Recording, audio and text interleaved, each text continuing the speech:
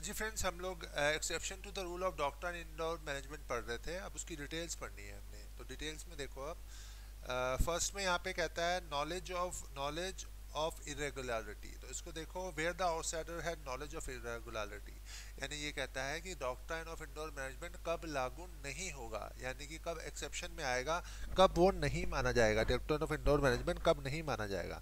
ये देखो, the rule does not protect any person who has actual और implied notice. वो बोलता है अगर एक्चुअल या इम्प्लाइड नोटिस हो। एक्चुअल का मतलब उसको पता है, इम्प्लाइड मतलब होता है कि पता चल सकता है। तो यानी कि इम्प्लाइड का मतलब होता है सर्कमस्टांसेस के हिसाब से, और एक्चुअल का मतलब होता है कि एग्जैक्टली अगर उसको पता है तो। Of the lack of authority of person acting on behalf of company, does a person knowing fully well that the directors do not have the authority to make the transaction, तो जिसको पता है कि डायरेक्टर्स के पास authority नहीं है, but still enters into a contract, can not seek protection under the rule of indoor management. यानी कि अगर आपको खुद को पता है, एक्चुअली पता है चाहे इम्प्लाइडली पता है कि डायरेक्टर जिस पे साइन नहीं कर सकते, उसके बावजूद भी अगर आप उसके साथ काम करते हो उनके साथ, तो ये डॉक्ट्राइन लागू नहीं होगी। देखो, एक केस है यहाँ पे, in Howard versus Patent Ivory, the article of company empower the directors to borrow up to 1000 pounds only। तो यहाँ पे 1000 pounds borrow करने की अथॉरिटी देता है। क्या देता है आर्टिकल जो है, वो इतनी अथॉरिटी देता है। They could however exceed the limit to 1000 pounds with the consent of company in general meeting। और आप शेयर होल्डर की कंसेंट लेकर आप इसको इंक्रीज कर सकते हो, ये बोलता था इसमें। Without such consent having been obtain, they borrowed 3500 pounds from one of the directors who took debentures। The company refused to pay the amount, held that the debentures were good to the extent of 1000 pounds only because the director had notice or was deemed to have the notice of internal irregularity। अब एक director ने ही loan लिया, debenture loan दिया, company को debenture लिए, तो ऐसे में उसने ज़्यादा के ले लिए, जबकि उसको पता था कि कंपनी बिना जनरल मीटिंग पास किए इससे ज़्यादा लोन नहीं दे सकती, ले सकती, डिबेंचर इशू नहीं कर सकती। तो ऐसे में उसको he has knowledge of irregularity, उसको पता है कि कंपनी ये काम नहीं कर सकती है। ऐसे में वो इंडोर मैनेजमेंट का बेनिफिट नहीं ले सकता। आगे चलते हैं। No knowledge of memorandum and article, again the rule can not be invoked in favour of a person who did not consult the memorandum article and thus did not rely on them. अब जिसने memorandum article पढ़े ही नहीं है, उसके ऊपर भी ये rule लागू नहीं होता। In Rama corporation versus tin and general investment company limited, it was a director in the company। तो एक डायरेक्टर था, he purporting to act on behalf of company entered into a contract with Rama Corporation and took a check from the latter। तो to act on behalf of company, एक director ने क्या किया, contract किया Rama corporation के साथ और एक चेक ले लिया। The article of company did not provide the director could delegate their power to one of them, but Rama Corporation people had never read the article। Later it was found that the directors of the company did not delegate their power to T। The plaintiff relied on the rule of indoor management, held they could not because they even did not know the power could be delegated। अब ये knowledge ही नहीं थी उनको memorandum और article की, और उन्होंने नहीं पढ़ा था, डेलीगेशन के बारे में नहीं पता था, तो वो लोग ये इंडोर मैनेजमेंट का बेनिफिट नहीं ले सकते। तो हम ये पढ़ रहे हैं कि इंडोर मैनेजमेंट कब कब लागू नहीं होगा। पहले ऊपर हमने पढ़ा आउटसाइडर को पता था या उसने मैंडम आर्टिकल नहीं पढ़ा। थर्ड, फॉर्जरी का मतलब होता है जालसाजी, नकली अगर सिग्नेचर करे आपने। The rule of indoor management does not extend to transaction involving forgery or transaction which are otherwise void or illegal ab initio. Void ab initio का मतलब होता है illegal, void from the very beginning. तो ये बोलता है indoor management लागू नहीं होती जिसके अंदर फॉर्जरी हो ट्रांजेक्शन्स में, जिसके अंदर फॉर्जरी ऑफ ट्रांजेक्शन हो, उस पर लागू नहीं होती। In a case of forgery it is not that there is absence of free consent but there is no consent at all. तो फॉर्जरी के अंदर एब्सेंस ऑफ फ्री कंसेंट नहीं है, कंसेंट है ही नहीं। The person whose signature have been forged is not even aware of the transaction, and the question of his consent being free or otherwise does not arise। Consequently, it is not that the title of person is defective, but there is no title at all। तो ये आप लोग important समझ के रख लेना बच्चों की, अगर फॉर्जरी होती है, कोई झूठे सिग्नेचर मारता है, और ऐसे में अगर आप इंडोर मैनेजमेंट का सहारा लेना चाहोगे, तो आपको इंडोर मैनेजमेंट का सहारा बच्चों नहीं मिलेगा। Therefore, however clever the forgery might have been, the personate acquires no right at all। Thus, where the secretary of a company forged signature, अगर company secretary forge करे signature of two of directors required under the article on a share certificate and issued certificate without authority, the applicants were refused registration as members of the company. The certificate was held to be nullity and the holder of certificate was not allowed to take advantage of doctrine of indoor management. इसके अंदर company secretary ने forgery करी, जो आपके signatures थे वो अगर forge करे, और अगर उसने ऐसे करके फॉर्ज कर कर करे थे, अगर फॉर्ज कर कर उसने किसी से साइन करवाए थे तो ये फॉर्जरी में आएगा और ये एक्सेप्शन के रूल के अंदर नहीं आएगा। तो ये एक एक्सेप्शन हमारी बच्चों और हो गई, जिसके अंदर कंपनी जो है वो नहीं मानेगी इंडोर मैनेजमेंट के रूल को। अब आगे चलते हैं।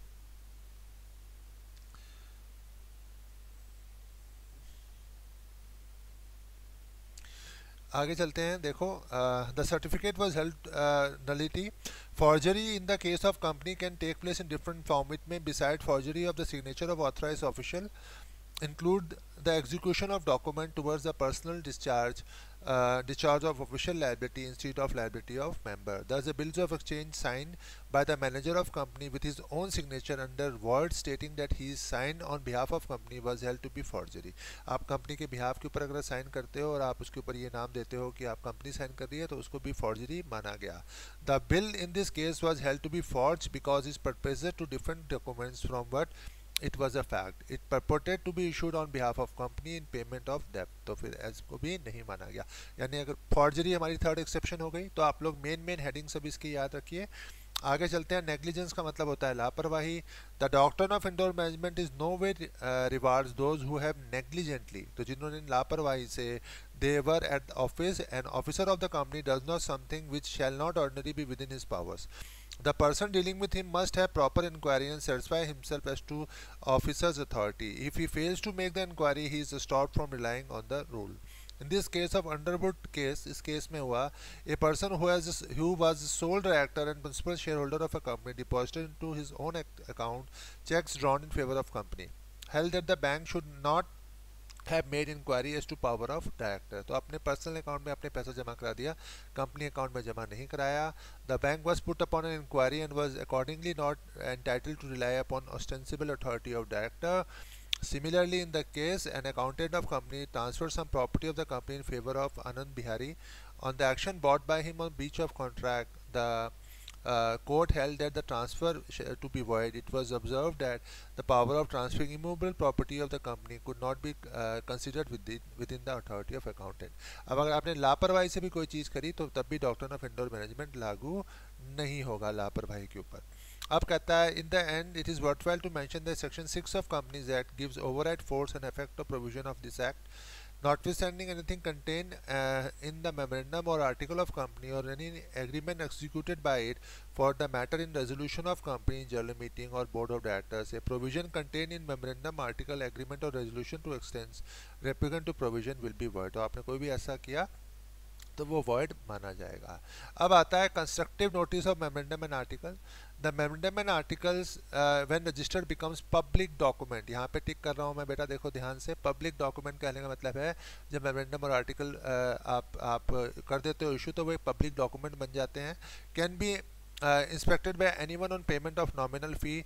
Therefore, every person who contemplates entry into a contract with company has the means ascertaining. तो आप nominal fee देकर, वैसे तो आप ROC की साइट के ऊपर जाकर बहुत सारी इन्फॉर्मेशन बच्चों खुद ही निकाल सकते हो फ्री में, लेकिन अगर आप पैसे दे के भी निकाल सकते हो, तो हम ऐसा मान के चल रहे हैं कि कंस्ट्रक्टिव नोटिस है मेमोरेंडम और आर्टिकल का. मेमोरेंडम और आर्टिकल एक पब्लिक डॉक्यूमेंट है जिनको आप पढ़ के चल रहे हो.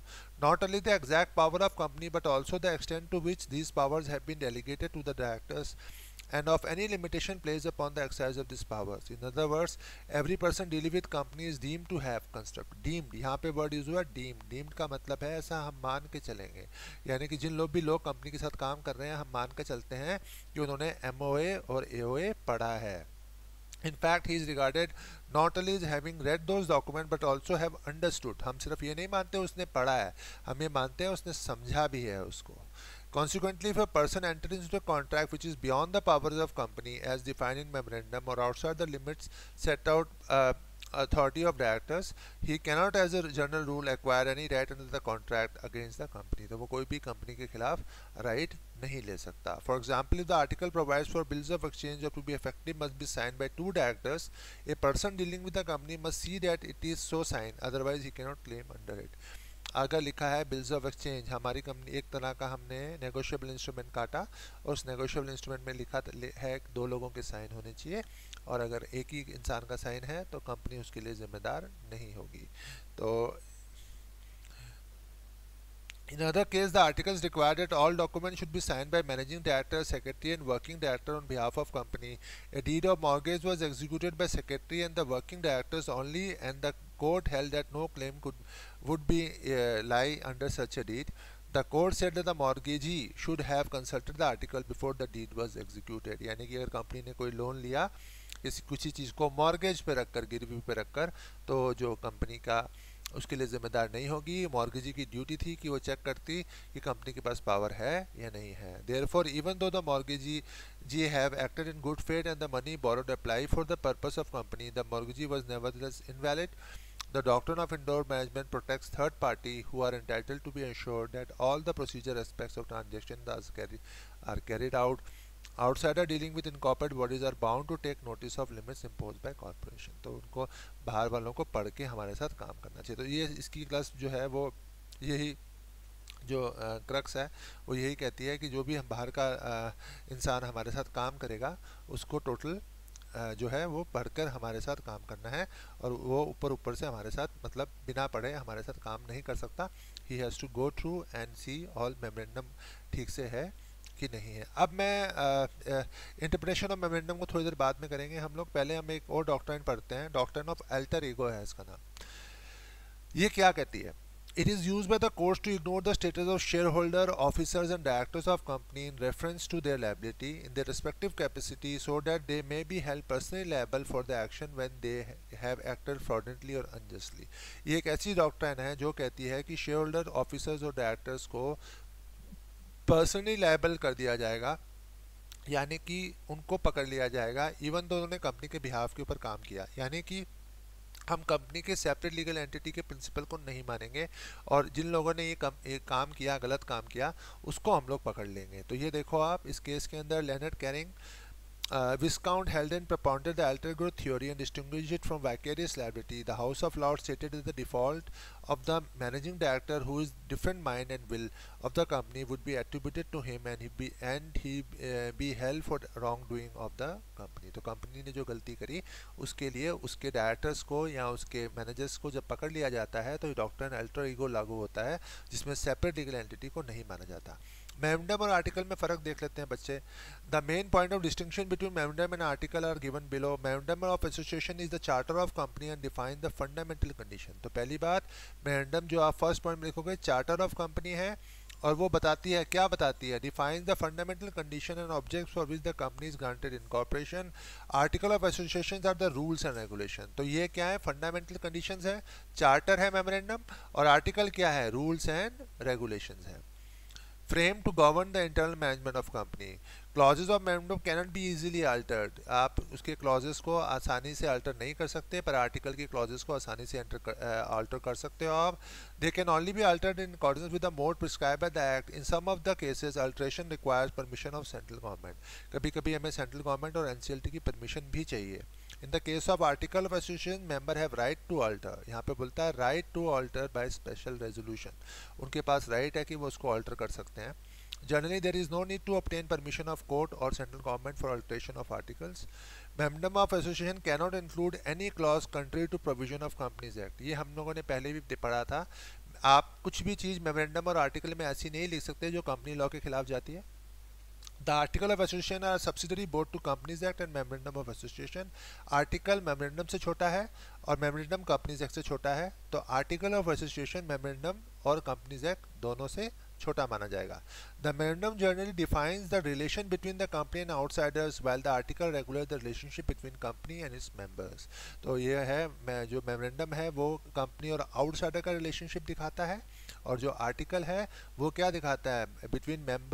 बिटवीन द मेंबर्स, इंटर से मतलब एक दूसरे के साथ जो रिलेशनशिप होता है उसको दिखाता है। Act done by company beyond the scope of memorandum are absolutely void and ultra vires, cannot be ratified by unanimous vote of shareholder. अगर आपने ऑब्जेक्ट क्लॉज या किसी ऐसे क्लॉज जो कि दे रखा है मेमोरेंडम में उसके बाहर जाके काम किया तो वो टोटली अल्ट्रा वायरस है, बाद में आप उसको रेटिफाई नहीं कर सकते हो। लेकिन आर्टिकल के साथ ऐसा नहीं है। But the acts of director beyond article can be ratified. Ratified का मतलब है बाद में शेयर होल्डर्स उसको ओके कर सकते हैं, उसको ठीक कर सकते हैं। तो कभी वैसे तो देखो बच्चों, CA के लेवल के ऊपर बहुत आसान क्वेश्चन है, BCom के लेवल पे आता है, what is the difference between memorandum and article. अगर आता है तो कॉलम्स बनाइए आप लोग और इसको आप लोग उसके अंदर अच्छे से लिख सकते हैं। अब legal effect of memorandum and article देखते हैं क्या है। The memorandum and article when registered bind the company and its member to the same extent they have signed by the company and by each member to observe and to bound by all provision of memorandum and article. Also, all monies payable by any member of company under the memorandum or article shall be debt due from the company. अब वो बोलता है जो भी आपने members ने पैसा दिया वो एक डेब्ट ड्यू माना जाएगा और बाइंड द कंपनी और मेंबर, कंपनी और मेंबर को बाइंड कर देगा मेमोरेंडम आर्टिकल। अब कौन कौन बाइंड होंगे देखो, वी शैल एग्जामिन, इसको हम एग्जामिन करते हैं। The extent to which memorandum and article bind members को, क्या कंपनी के साथ बाउंड करते हैं वो, क्या कंपनी को मेंबर्स के साथ बाउंड करते हैं, क्या मेंबर को मेंबर के साथ बाउंड करते हैं, क्या कंपनी को आउटसाइडर के साथ बाउंड करते हैं, ये हम लोग स्टडी करेंगे। फर्स्ट पॉइंट है member bound to the company. The memorandum and article constitute a contract binding on the member of the company. The members as members are bound to the company. Each member must therefore observe the provision of memorandum and article. Each member is bound by the covenants of memorandum as originally made and as altered from time to time. तो covenants के ऊपर हर member जो है वो memorandum में लिखे हुए covenants के ऊपर bound माना जाएगा। The shareholders could not enter into an agreement which was contrary to and or inconsistent with the article of association of the company. तो shareholder कोई ऐसा agreement नहीं कर सकते जो कि मेमोरेंडम के खिलाफ जाता है। तो पहले पॉइंट पे हम लोग यस लिखेंगे, मेमोरेंडम मेंबर्स जो हैं वो कंपनी से बाउंड हो जाएंगे। देखो केस है इसके अंदर, दो केसेस हम लोग देखते हैं। ये देखो, Borland's trustee versus steel brothers. The article of company contain a clause that on the bankruptcy of a member his shares would be sold to other persons and at a price fix by the directors. अब इस case में एक अजीब चीज़ हुई कि अगर member bankrupt हो गया तो उसके शेयर बेचे जाएंगे किसको, तो अदर पर्सन को बेचे जाएंगे और उसका रेट कौन तय करेगा, उसका रेट डायरेक्टर तय करेगा। B A share holder were एडजुडिकेटेड bankrupt, his trustees in bankruptcy claimed that he was not bound by this provision and should be at liberty to sell the shares at the true value. It was held that the trustees was bound by the article as the shares were purchased by B in terms of article. तो trustees जो उसके trustees थे उनको article की बात माननी पड़ेगी। यानी कि इस केस से एक बात तय होती है कि अगर आर्टिकल में लिखा था कि जब आप शेयर बेचोगे तो उसके रेट जो है डायरेक्टर फिक्स करेंगे, तो अगर आप बैंकरप्ट हो भी गए तो आपके ट्रस्टीज को वो बात माननी पड़ेगी। यानी कि कंपनी जो है दैट इज मेंबर जो है वो कंपनी से बाउंड हो गया। सेकंड केस देखते हैं। देखो, since the company bound to the members, since the article constitute a contract binding on the company to member in their capacity as member, a member can bring an action against the company for infringement of the memorandum or article। अब बोलता है कि क्योंकि company bound member से होती है क्या, second point हमारा ये है कि क्या कंपनी बाउंड होती है, हाँ कंपनी भी बाउंड होती है। अगर कंपनी ने कोई ऐसा काम किया जो मेमोरेंडम के बाहर जाता है तो जो मेंबर है वो कंपनी के ऊपर केस कर सकता है। For example, an individual member can sue the company for injunction restraining it from improper payment of dividend। injunction का मतलब होता है बच्चों स्टे ऑर्डर। तो एक इंडिविजुअल मेंबर जो है वो केस कर सकता है for improper payment of dividend के लिए। further, the company is bound to individual members in respect of their ordinary rights as members। example, the right to receive share certificate in respect of shares allotted to them or to receive notice of general meeting। Normally, actions for breach of article against the company can be brought only by majority of members. Individuals or minority members cannot bring such a suit except when it is intended for enforcement of personal rights। Usually जो rule है बता देता हूँ कि 10% लोग जिनके पास voting power हो वो अगर मिल जाते हैं तो वो कंपनी के ऊपर केस कर सकते हैं। और डूइंग अल्ट्रा वायरस और इलीगल एक्ट, तो इसमें भी ये पास होती है चीज़। पहले में पढ़ा member bound by company, company bound by member. अब आता है क्या मेंबर से बाउंड होंगे, ये देखते हैं। As between the member inter se each member is bound by article to the other member but does not mean the memorandum and article create express contract among members. इसमें ये थोड़ा fail हो जाता है और ये कहता है कि मेंबर से बाउंड नहीं होंगे, चाहे उन्होंने एक ही MOA साइन किया पर एक दूसरे से बाइंडिंग उनकी नहीं होगी। Thus a member of company has no right to bring a suit to enforce the article in his own name against any other member. Member का कोई राइट नहीं है कि वो सूट लेके आएगा enforce the article in his own name, तो article को अपने नाम पे एनफोर्स वो नहीं कर सकता। It is It is company alone which can sue the offender so as to protect the aggrieved member. It is the way that the right of members inter se are regulator. A shareholder may, however, sue in his own name to restrain another or another from doing fraudulent ultra vires act. Article do not affect or regulate the rights conferred out by commercial contract with which the members have no concern. कहने का मतलब यह है कि member से bound नहीं होगा। अगर कंपनी के ऊपर केस करना है तो कंपनी के ऊपर मेंबर्स तो केस कर सकते हैं, लेकिन एक मेंबर दूसरे मेंबर पे केस नहीं करेगा। इवन एक मेंबर डायरेक्टर पे भी केस नहीं कर सकता। डायरेक्टर पे अगर केस करना भी है तो कौन करेगा डायरेक्टर पे केस? डायरेक्टर पे केस करेगी company. Company not bound to outsiders. हाँ, the term outsider signifies a person who is not a member of company even if is director or solicitor of company. वो बोलता है outsider का मतलब पहले समझ लेते हैं। आउटसाइडर का मतलब ये है कि जो कंपनी का मेंबर नहीं है वो आउटसाइडर है। फिर वो बोलता है चाहे वो कंपनी का डायरेक्टर है चाहे वो सॉलिसिटर है, उसको भी हम मेंबर नहीं मानते। Even in regard to members the article bind the company in their capacity as members as between outsider and company. Neither the memorandum nor the article would give any contractual right to outsider against the company or its member even though their name outsiders as mentioned in those documents in connection with the arrangement that the company might have contemplated for carrying out its business. The article do not confer any contractual right even upon a member in a capacity other than that of member. तो आपके पास और कोई contractual right नहीं होगा। To succeed, the party suing must prove a contract outside the independent the article. In this case, the article provides the solicitor of company would not be removed from office except for misconduct. Relying act as a solicitor of company and also become a member of the company. The company discontinues services and then sued the company for damages for breach of contract. It was held that he had no cause of action because the article did not constitute any contract between the company and himself. His action was dismissed. तो as a solicitor उसकी एक अलग capacity है और member एक अलग capacity है, तो कंपनी जो है वो बाहर के लोगों के लिए बाउंड नहीं होगी। तो चारों चीज़ें हमने देख ली। This rule however prove to be rather harsh and so the courts later on modified it. The modified rule is as follows. फिर इसको कुछ हार्श था तो इसको मॉडिफाई किया गया।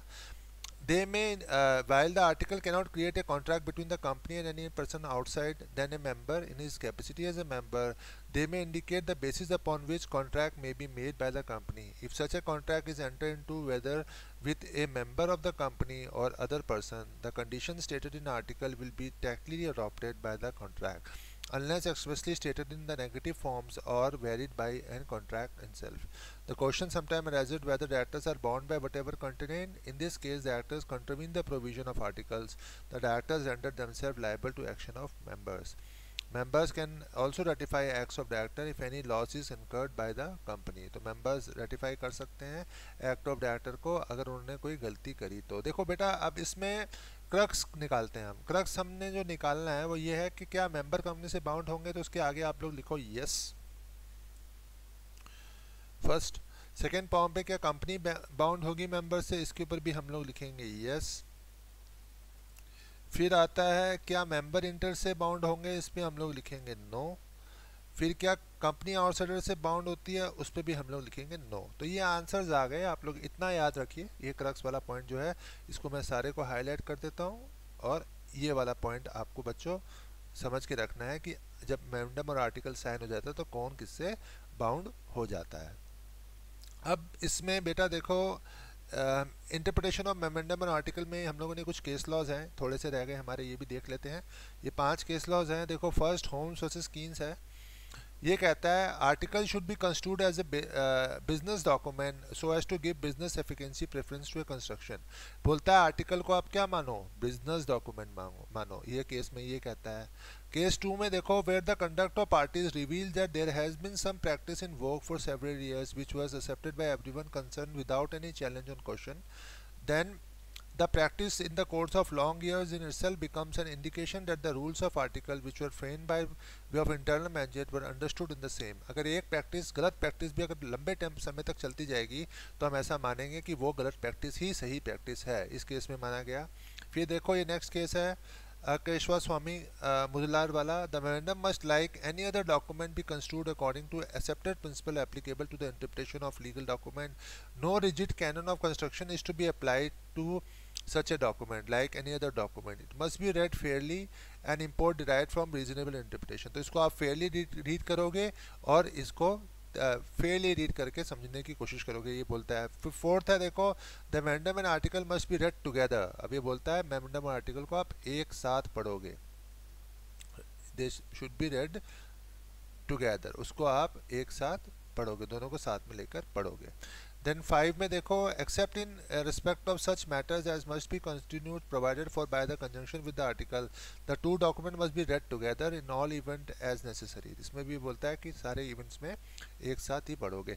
आज जो हम लोगों ने पढ़ा बच्चों, देखो हमने तीन डॉक्ट्राइन्स पढ़ी। एक पढ़ी डॉक्ट्राइन ऑफ कंस्ट्रक्टिव नोटिस, वो प्रोटेक्ट करती है, किसको प्रोटेक्ट करती है? कंस्ट्रक्टिव नोटिस कंपनी को। कंपनी ने अपने डॉक्यूमेंट्स आरओसी में जमा करा रखे हैं, अगर आप कंपनी के साथ काम करना चाहते हो तो उनको पहले पढ़ के आओ, फिर आप हमारे साथ काम करो। अगर कल को कोई गलती होती है तो कंपनी उसके लिए जिम्मेदार नहीं होगी। फिर पढ़ी हमने इंडोर मैनेजमेंट, जो कि प्रोटेक्ट करती है आउटसाइडर्स को, कि आउटसाइडर ये तो जान सकते हैं कि मेमोरेंडम आर्टिकल में क्या लिखा है, पर उनका पालन हो रहा है कि नहीं हो रहा वो नहीं देख सकते। थर्ड डॉक्ट्राइन हमने पढ़ी बच्चों, अल्टर ईगो। इसमें क्या है कि सेपरेट लीगल एंटिटी का प्रिंसिपल लागू नहीं होगा अगर डायरेक्टर्स या मेंबर्स मिलकर अगर अंदर कोई गड़बड़ कर रहे हैं तो ऐसे हालातों में उनको पकड़ लिया जाएगा। तो ये तीन डॉक्ट्राइन्स हमने पढ़ी। यहाँ जाकर हमारा आर्टिकल और मेमोरेंडम वाला ये चैप्टर बच्चों खत्म हो जाता है। ये देखिए हम लोगों ने जो ये चैप्टर शुरू किया था, तो चार्टर डॉक्यूमेंट ऑफ कंपनी का पार्ट ए था, ये चैप्टर 3, ये हमारा खत्म हो जाता है। इसमें हमने मेमोरेंडम क्या है जान लिया, उसके कंटेंट्स जान लिए, आर्टिकल के कंटेंट्स जान लिए हमने, कुछ डॉक्ट्राइन्स जान ली। अब हम लोग जो नेक्स्ट क्लास में लेसन 3 का पार्ट 2 शुरू करेंगे, जो कि है alteration of chartered documents of company. Alteration of chartered documents of company का मतलब चार्टर्ड डॉक्यूमेंट्स ऑफ कंपनी के अंदर जो भी चेंजेस होंगे। मेरा नाम अमित कोचर एडवोकेट है। आप मुझे 9899015113 पे कांटेक्ट कर सकते हो अगर आपको कोई भी डाउट है। Thank you so much for being patient and listening to my lecture.